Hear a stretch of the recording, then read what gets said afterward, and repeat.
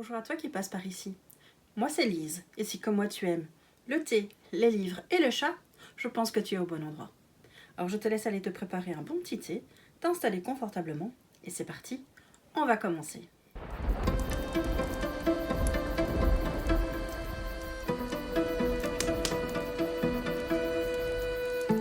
Alors pour cette nouvelle vidéo, j'ai eu envie de faire quelque chose que je n'avais pas encore fait, c'est-à-dire faire un petit haul des livres que j'ai achetés récemment. Donc vous montrer un petit peu les différents livres que j'ai achetés. Donc la pile est là juste à côté de moi. Et donc on va faire un petit tour de tous ces livres. Et donc on va traverser un petit peu la pile qui est là juste à côté de moi. On va voir un petit peu ce que j'ai acheté, les raisons pour lesquelles je les ai achetés. Alors le premier livre que je vais vous présenter, donc c'est Blackwater, le tome 1, La Crue, de Michael McDowell. Alors j'en ai beaucoup entendu parler sur les réseaux, donc c'est la raison pour laquelle j'ai eu envie d'essayer. Il paraît que c'est vraiment très très bon. Voilà, je suis assez curieuse de voir un petit peu ce que ça va donner. J'avoue que la couverture est juste superbe. C'est un très très bel objet. Donc vraiment, il donne très très envie. Donc j'ai hâte de m'y plonger. Je ne sais pas encore quand est-ce que je vais pouvoir le faire, mais incessamment sous peu, j'espère. Donc je connais pas du tout, je ne sais pas du tout ce que ça raconte. J'avoue que je n'ai même pas lu la 4e de couverture. Je me suis surtout basée sur le fait des avis que j'en ai lus sur les réseaux, qui sont excessivement positifs. Donc à découvrir. Un autre livre que j'ai acheté, c'est Rita de Marie Pavlenko. J'ai déjà eu la chance de rencontrer Marie Pavlenko à plusieurs reprises lors des Imaginales et d'avoir lu plusieurs de ses romans. Et j'avais vraiment beaucoup apprécié sa plume. C'était une plume très simple, très facile, très agréable. Et quand j'ai vu qu'elle avait sorti un nouveau roman, je me suis dit pourquoi pas. Alors voilà, je ne l'ai pas encore lu, j'ai hâte de m'y plonger également. Je trouve la couverture vraiment très jolie aussi, très simple. Donc ça donne envie. Je pense que c'est plus aussi de la littérature jeunesse, puisque c'est paru chez Flammarion Jeunesse. J'ai été intriguée, puis voilà, je suis très hâte de redécouvrir, de retrouver la plume de Marie. Achat suivant. Donc c'est L'étrange Noël de Monsieur Jack, donc basé sur le film L'étrange Noël de Monsieur Jack, dans The Nightmare Before Christmas de Tim Burton. Il a été donc adapté par Megan Shepherd. J'avoue que j'ai acheté ce livre essentiellement parce que je suis une grande fan de Tim Burton et de L'étrange Noël de Monsieur Jack. Donc j'avais très très envie de voir un petit peu ce que ça a donné. Et puis l'objet est juste sublime, la couverture, j'ai rien à dire. La tranche, ça parle de soi-même. C'est un objet à avoir chez soi quand on est fan de Tim Burton. J'avoue que je suis pas sûre de le lire, mais voilà, l'objet, il me le fallait. Je suis très très contente de l'avoir. Il y en a également un deuxième qui lui est centré sur Sally. Celui-là, je ne l'ai pas encore acheté, j'espère que je vais le trouver, parce que j'aimerais bien voir les deux, évidemment. Vraiment, j'ai hâte. Je suis même pas sûre d'avoir hâte de le lire, en fait, comme je l'ai dit. Peut-être pour Halloween prochain. Pourquoi pas, puisque cette saison, ou peut-être pour Noël, puisque j'avoue que je ne suis pas une grande fan des romances de Noël. J'avoue même que je déteste ça. C'est quelque chose que je n'aime pas du tout. Du coup, ça peut être une lecture sympa pour Noël. Alors, autre livre, c'est La dernière des Amazones d'Estelle Fay. Quand j'ai vu la couverture, voilà, je l'ai trouvé également superbe. J'aime énormément les beaux objets.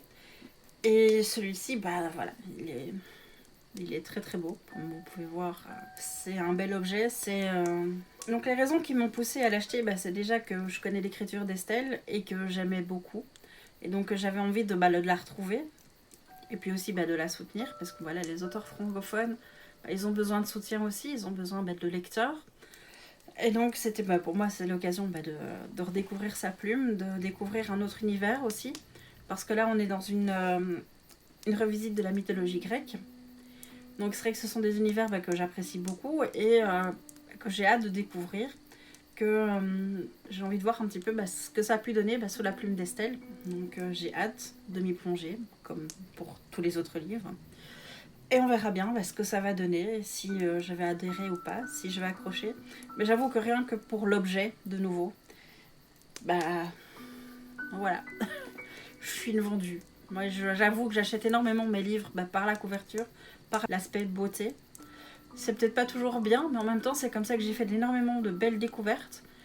Pas juste uniquement en me basant sur la 4e de couverture. Mais c'est vrai que voilà, je suis une vendue, j'aime les beaux objets, j'aime les beaux livres. Donc voilà, c'est l'une des raisons aussi pour laquelle je l'ai acheté. Donc là maintenant, on va attaquer les livres que j'ai achetés lors des Aliénales. Donc c'est un salon littéraire qui est centré essentiellement sur les littératures de l'imaginaire. Alors le premier livre que je vais vous présenter, c'est Le Manoir de Castelcat, L'automne des aspirants. Bon, je pense que comme vous avez pu le deviner, je suis une grande fan de chats. J'aime énormément les chats. Et ce livre, le héros, c'est un chat. Donc c'est toute une bande de chats, donc dans un univers à la Harry Potter. Et voilà, on m'a dit ce pitch. Je me dis ok, ce livre il est pour moi, je veux ce livre, je veux le lire. Donc voilà, c'est de la littérature jeunesse, je ne l'ai pas encore lu évidemment. Mais voilà, ce qui m'a fait acheter ce livre, c'est le fait que le héros soit un chat et que j'adore les chats. Alors ici, donc les livres suivants que j'ai achetés, c'est à la maison d'édition Alter Real. Donc celui-ci c'est La brume et les flammes. Donc c'est une autrice francophone que j'ai découvert il y a quelques années maintenant. Et que je prends toujours plaisir à lire. Elle a une écriture vraiment très agréable, très fluide, très sympa. Ses univers aussi sont toujours très différents les uns des autres. Notamment, je pense à sa saga Au-delà de la porte, qui est une dystopie. Ce que veulent les âmes. Et également, de nouveau aussi chez Alter Real, elle a deux autres sagas. Donc, sa saga Éternité maudite, qui est vraiment très très agréable, et Magie mortelle. Et il y a d'autres romans également qu'elle a édités qui sont très très chouettes. C'est vraiment une autrice que j'aime beaucoup, dont la plume me touche beaucoup. Donc j'ai très hâte de m'y replonger, enfin en tout cas de me replonger dans son écriture. Alors le second livre, dans la même maison d'édition que j'ai acheté, c'est Le Requiem des limbes de Laura Collins, oui de nouveau, et Adeline Diaz. Donc c'est un livre qui a été écrit à 4 mains. Et donc Adeline Diaz est également une autrice que je connais bien, que j'apprécie énormément, que j'aime beaucoup, dont j'ai lu tous ses livres. Et elles ont toutes les deux une écriture, je vais pas dire assez similaire, mais qui se complètent vraiment très très bien. Et c'est pour ça que leur écriture à 4 mains fonctionne super bien, parce qu'elles ont déjà publié un autre roman écrit à 4 mains, c'était une petite romance de Noël. Même si je n'aime pas ça, je vous la conseille, parce que c'est très chouette quand même, c'était une très belle histoire. C'est un papa pour Noël, je pense. Mais elles ont une façon de construire leurs personnages, de construire leurs univers assez similaires, qui fait que c'est un vrai plaisir. Donc là, j'ai très hâte de découvrir le Requiem des limbes. J'avoue que je suis de nouveau très, très intriguée, parce que c'est de nouveau aussi une revisite des mythes grecs. Ici, notamment, c'est le mythe d'Orphée et Eurydice. Donc voilà, j'ai hâte de m'y plonger. Je sais qu'elles ont fait beaucoup de recherches sur la thématique. Je sais que c'est un livre aussi qui leur tient énormément à cœur, donc j'ai hâte de m'y plonger et de voir un petit peu ce que ça va donner. Ensuite, un autre tome 2. C'est le tome 2 de Kezia, de Maddy Plume. Donc le tome, c'est une très très belle découverte que j'ai faite l'année dernière en fait, lors justement des Aliénales l'année dernière. J'ai acheté le tome 1, un petit peu sous l'impulsion d'une amie qui l'avait acheté. C'est vrai que quand je l'ai eu en main, c'était vraiment super quali. Et j'ai lu la 4e de couverture, ça me tentait aussi vachement bien. Puis Maddy était vraiment adorable, elle était d'une grande gentillesse. Du coup, je me suis dit, allez hop, on passe le pas, je vais l'acheter. Je l'ai lu. Je vais même dire que je l'ai dévoré, parce que c'était vraiment une très très chouette histoire. Donc quand le tome 2 est sorti, la semaine des Aliénales, voilà, il était dans mes mains. J'ai très hâte de m'y plonger de nouveau. Voilà, c'est de l'auto-édition, certes, mais c'est de l'auto-édition de qualité. Vraiment, l'écriture de Maddy est très très chouette.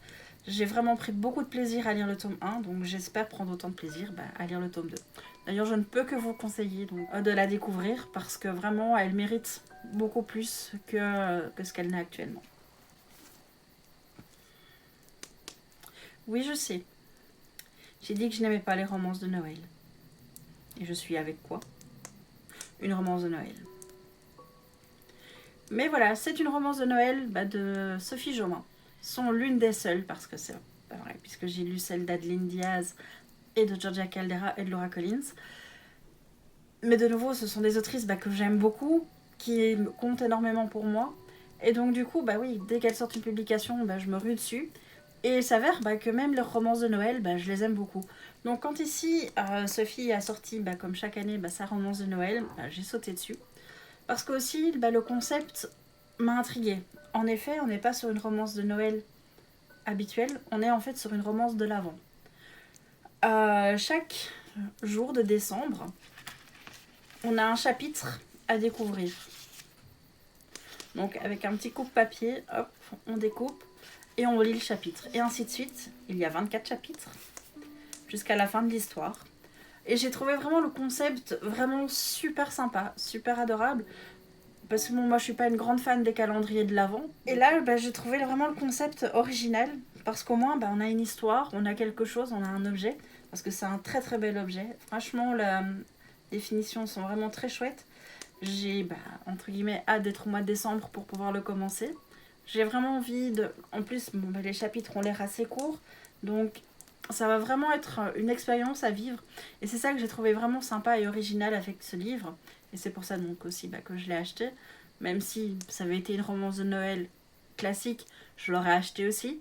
Parce que comme je l'ai déjà dit, voilà, Sophie est une de mes valeurs sûres. J'ai hâte de m'y plonger, j'ai hâte de redécouvrir, de découvrir ces nouveaux personnages, de découvrir un petit peu ce nouvel univers. Donc on va voir, j'ai hâte. Parce que je trouve vraiment le concept vraiment très chouette et très intéressant. Ça change en fait d'avoir ce genre d'initiative. Alors ensuite viennent les livres que j'ai achetés, ma maison d'édition préférée, donc les éditions du Chat Noir. Donc j'ai acheté le tome 2, Les démons du crépuscule, Le Pacte, donc de Jenna Wolfhart. J'avais lu le tome 1 en mois d'octobre. Ouais. J'avais donc lu le tome 1 juste avant. Et j'ai vraiment passé un super chouette moment. C'est de l'urban fantasy vraiment sympa, qui se lit vite et bien. Et avec des personnages attachants. Donc du coup, quand j'ai vu qu'en plus Jenna Wolfhart était présente aux Aliénales, je me suis dit c'est l'occasion aussi de faire signer mon livre, d'acheter le tome 2 et de le faire signer. Donc celui-là je l'ai déjà lu par contre. Dès que je suis rentrée en fait je me suis plongée dedans parce que j'avais très envie de retrouver les personnages. Et donc du coup je peux vous confirmer que c'est vraiment très très chouette. J'attends le tome 3 avec impatience.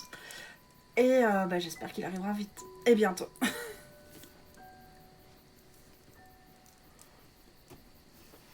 Alors, autre livre d'Urban Fantasy que j'ai acheté, c'est Feu d'automne, Magie alchimique, tome 1, de Bettina Nordet.